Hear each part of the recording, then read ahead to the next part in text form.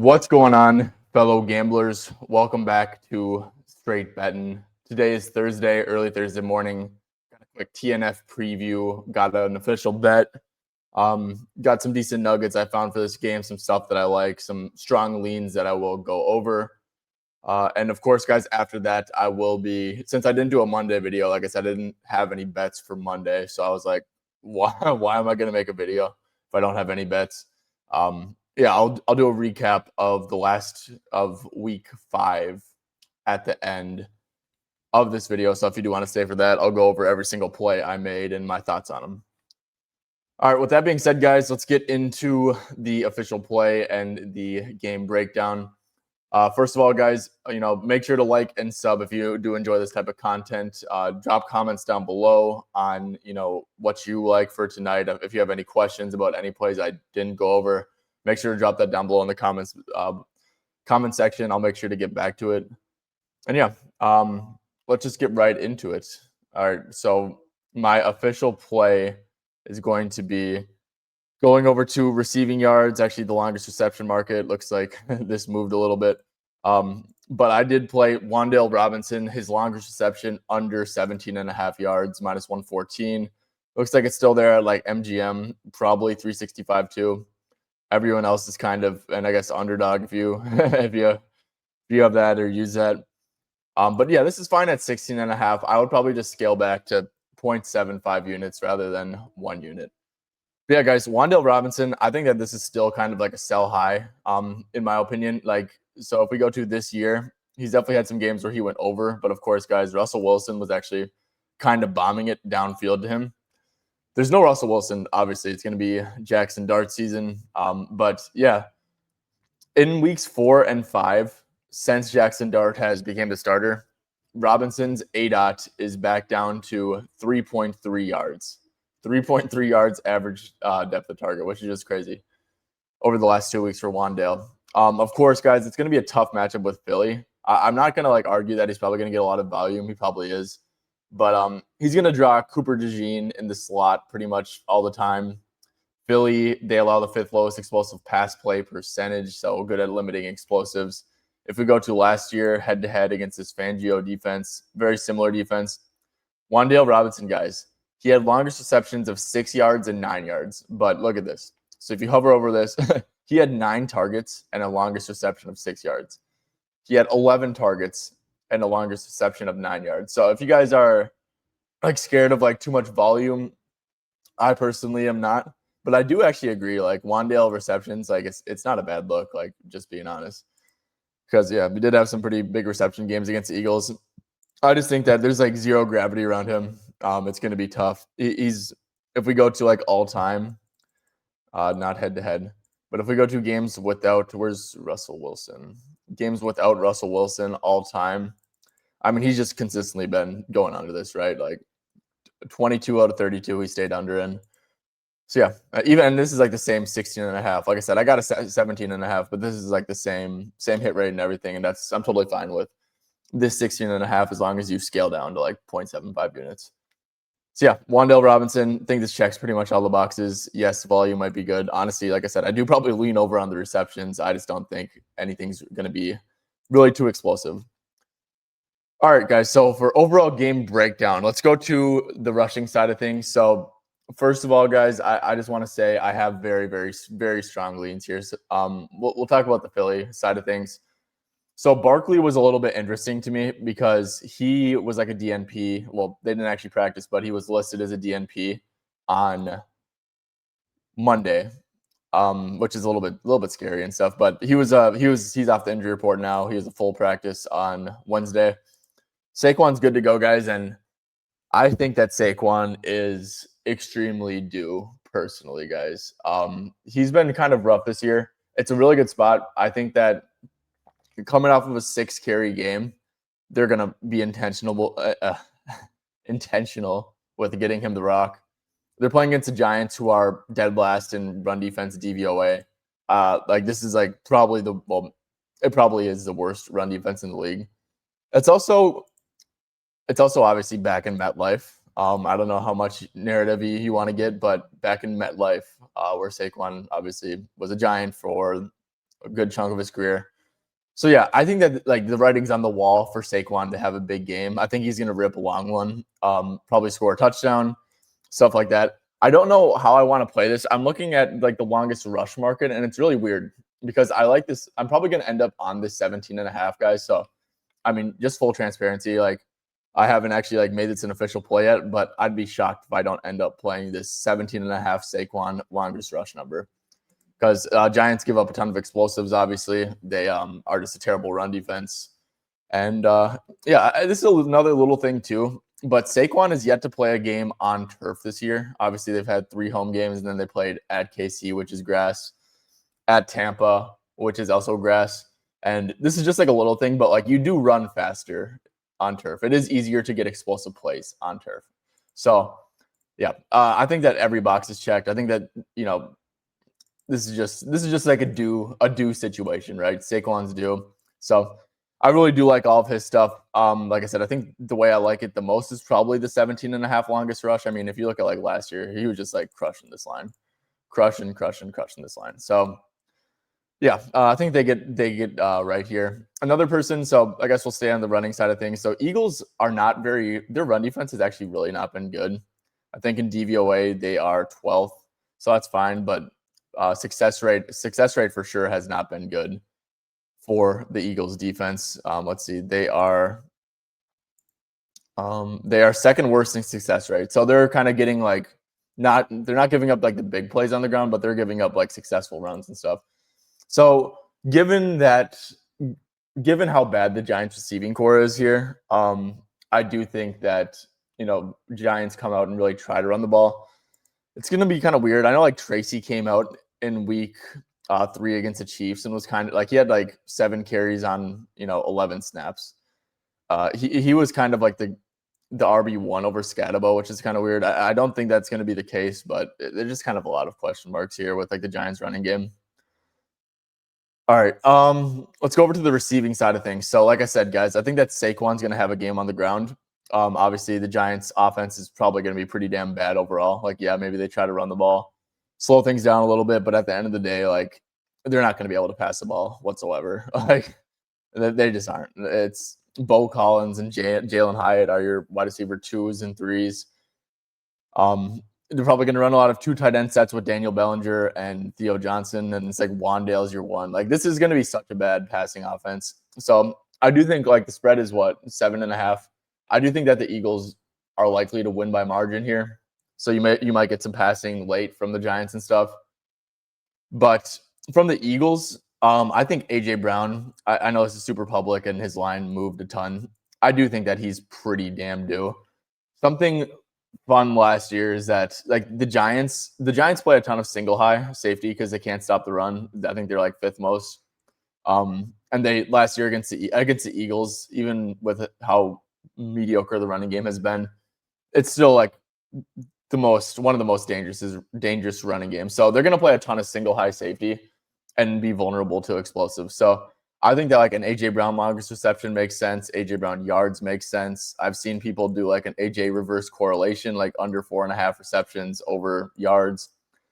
AJ, in my opinion, I think he's pretty damn due for an explosive play and to go over his receiving yards. Devontae Smith, on the other hand, I actually really do kind of like his under receptions.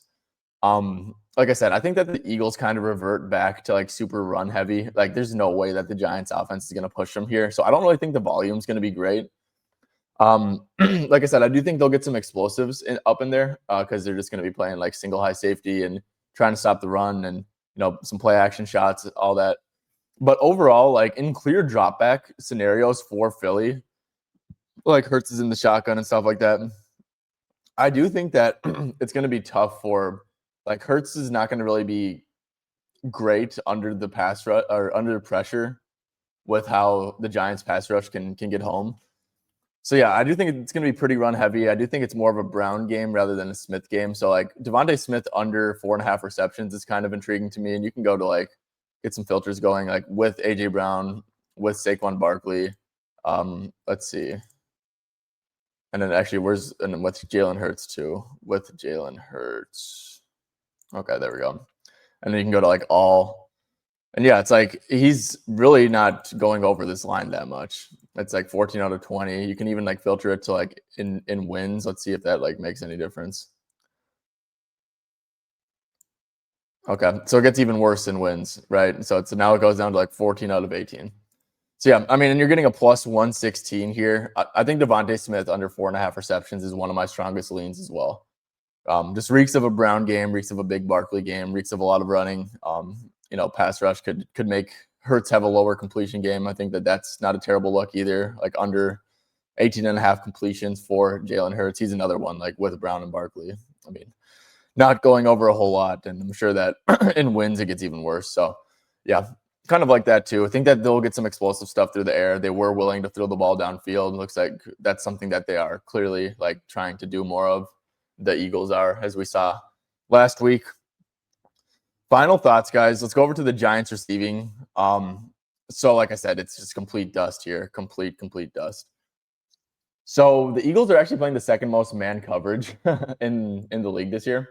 And one thing that I noticed is that like this is a really small sample size stuff, but over the last 2 weeks with Dart in at quarterback, Darius Slayton had like a 30% target share versus man. And like Wandale was super low. Theo Johnson was like weirdly high, but his 8-out was like 0, which doesn't really make sense. And he's definitely not like a man beater. Like there's just no way.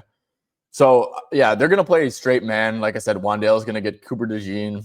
One of Bo Collins and Jalen Hyatt will get Mitchell on the Eagles. And that's gonna be, I mean, both these guys like are not like starting receivers, Bo Collins and Jalen Hyatt. So yeah, look, dude, someone's got to catch the ball. Maybe it's going to be out of the backfield, like, or you could like even like maybe look at some dart unders. I know it's like super low, but I mean, guys, he's just like not throwing to anybody, and this pass defense is legit for Philly. So yeah, just I really don't know where to go. I will say, guys, like Bo Collins, 1.5 receptions, looks like it's pretty juiced. Don't know how much I like that. But even like Jalen Hyatt, guys, I was like looking at this and like I know what you're thinking. You're like, this dude just runs wind sprints. Why would I take his receptions over? I mean, Jalen Hyatt's going to be very close to like an every down receiver, in my opinion. So it's like with 60+% of the snaps, I mean, he has been over this line in 7 out of 9 games. In theory, too, like he is very fast. He's a guy that, all I'm saying about Jalen Hyatt is that don't be surprised if he catches like a drag or two, right? Like, why would he only be used as like a downfield receiver when they have like literally nobody? Like, he's someone who you'd want to like scheme the ball to like a few times, I think, at least. Maybe I'm wrong, but I think that he's your most explosive player in the pass game. Yeah, 1.5 receptions, guys. It's gross. Like I said, like, and if he is just running wind sprints all game, it's gonna be a tough watch, but I mean, 1.5 receptions for like a full-time receiver at plus 124. And like I said, this is just with 60% of the snaps. He had one game without Slayton last year, and he played 73% of the snaps. So caught 4 balls actually on 4 targets. So yeah, that's just something that kind of caught my eye, dude. It's like, really, he can't catch 2 balls. But yeah, don't really have many crazy thoughts outside of that. Jahan Dotson, I wish that this was like a, minus 130 under 1.5 receptions. I would definitely be on that. But yeah, that's kind of like my thoughts on this game, man. Like I said, strongest lean besides my official play is going to be the strongest play besides my official play is going to be that Barkley over 17.5 on his longest rush. Like I said, just really in on Saquon stuff, man. It's like you got the narrative going, you got the buy low spot, you got the matchup, you kind of got everything. And it's like the injury doesn't seem like a concern anymore, even though I probably like wouldn't want to touch any like rushing attempt over stuff personally. But yeah, got everything going for Saquon. Really like the 17.5 longest rush for Saquon Barkley. All right, guys. Well, that's going to do it from the game breakdown side of things. If you guys are going to leave now, make sure to drop a like and sub on your way out. Like I said, I'm about to do a quick little recap of last week. All right, guys, recap time. So as you can see here, this is my record on the season. It's 65-41 plus 30.51 units to 32.3% ROI. Obviously, guys been running pretty good to start the season. So definitely happy with that. But yeah, quick little recap of every single play I made. So CMC under longest reception. That was a Thursday night play. I think I might have talked about it a little bit, but he had like a ton of catches and a ton of yards and a fair amount of like catches that went for like 15 yards ish. And it was sweaty, but he got there. Honestly, it wasn't the greatest read. It was kind of all predicated on the 49ers passing game being like really bad, and it was clearly not. Kendrick Bourne had like 140 yards. Did not envision that. Thought it was going to be like a low gravity, grinded out on offense for the 49ers. Not many explosives. Honestly, the offense as a whole had a pretty damn good amount of explosives. So honestly, don't think it was my best read. Ladd over 57.5 receiving yards. He did not get there. Yeah, the Chargers offense just didn't really look great. Ladd is like playing in the slot a ton, kind of more than I thought he was going to. But yeah, really didn't have like much going downfield like whatsoever for him. So he might be like a reception guy moving forward, to be honest, because didn't really have much going downfield. The Commanders pass rush really like made it rough on Herbert. Maybe I think I might have underestimated how bad that would be with no Joe Alt and obviously Slater. Jackson Dart under 36.5 rushing yards. I mean, this one lost like super early. I was expecting him to, I will say he went under his rushing attempts by like one only, but this dude is clearly just running a lot. I thought that with the hamstring issue, there was going to be little to no running, and I thought that there was actually going to be some more intention from the Saints defense to like really limit, his legs because of how, bad the passing offense is without Neighbors. So, yeah, I guess I was wrong there. James Cook under 17.5 rushing attempts. He ended with 15. Yeah, I thought he was just kind of due some regression. They said Joe Brady kind of lied. He said that Ray Davis was going to get involved more. I think Ray Davis and Ty Johnson combined for like 4 carries or something. So, yeah, but Patriots run defense has been pretty damn good this year. So Buffalo did go a little bit more pass heavy. Drake May helped a little bit too with like the script, obviously. So we'll take that one. T. Higgins over 44.5 receiving yards, guys. This one kind of sucks because like Yosivas and Chase combined for like 200 yards and T just like didn't do anything. So yeah, just picked the wrong guy, man. I really like him this week. I'll say that in advance, just with Joe Flacco coming. I think Joe Flacco is like really a good fit for what T's trying to do. But yeah, I mean, the script was money for T. Jake Browning, like honestly threw for like a shit ton of yards. They just all went to like Yosivas. So that kind of stinks. Devontae Smith over 44.5 yards. That came through pretty damn easily. He caught like a 55-yard ball or something. And yeah, Surtain was shadowing AJ all game, so I do feel pretty damn good about that one. Obviously, the Eagles, I was in on the Eagles passing more. They went absurdly pass heavy, so yeah, Smith came through for that one. Alvin Kamara under 3.5 receptions, 40+ rushing yards. Both of these actually lost, so you kind of, I mean, it's like I don't really care. It's like if one of them loses, they both lose, but yeah, Kendra was super involved, way more involved than I thought. Kamara caught 4 balls, like just ugly shit all around. All right, getting into some actual winners. Rachaad White over 3.5 receptions. Yeah, I mean, he caught 4 balls, only had 4 targets. Sean Tucker weirdly had 3 targets. Was not expecting that whatsoever. Like moving forward, I think that if there's 7 running back targets to go around, it's going to be closer to 5 or 6 for White, and then like 1 or 2 for Tucker. So that's kind of what I was expecting, like around 7 running back targets. I thought that, I thought it was going to be way more White, and I still think that that's going to be the case moving forward. Thankfully, White caught all 4 of his balls, so that's good for us. Jaden Daniels under 16.5 on his longest rush. I believe his longest was like 12 yards or something. Was definitely like, I was just watching that game, and he definitely looked like he was trying to be more of a passer. Like was not really like so antsy to take off and stuff. With the knee injury, he did have that big ass knee brace on. And once I saw that, I'm like, I'm playing it. So yeah, that comes through. Greg Dortch under 16.5 receiving yards. That one closed at like 8.5. So it was probably my best read of the week. He did have 12 yards, so we still won. But yeah, he barely played at all. It was Zay Jones. He was playing. So yeah, Greg Dortch was just barely on the field. So thankfully that one won. Mecca Agbuka under 23.5 longest reception. Yeah, guys. Yeah, that was bad. Derrick Henry under 87.5 rushing yards. That one was pretty money, honestly, dude. Like he went 15 for 33 on the ground. just like I said, man, it's like this offense is going to look bad. Like they're all just going to commit to the run. It's going to be ugly. So yeah, Derrick Henry under 87.5 rushing yards. That was probably my best read of the weekend. Okay, and then I had Leggett over receiving yards and over first quarter. He did not get schemed anything, but he was on the field for basically close to every drop back. And against the Miami defense, that was enough to get an explosive in there for Leggett, and he did get over on the split. And weirdly enough, Caesars had like a plus 107 on like a baseline, so we'll take that. Gadsden under and Montgomery over. So it was Gadsden, the tight end for the Chargers, under 2.5 receptions. Montgomery 30 plus rushing yards. Gadsden, so this one was also like not a great read because it was more so predicated on Will Dissly playing. Dissly didn't even play. I don't know if he was a healthy scratch or not, but he was a full practice.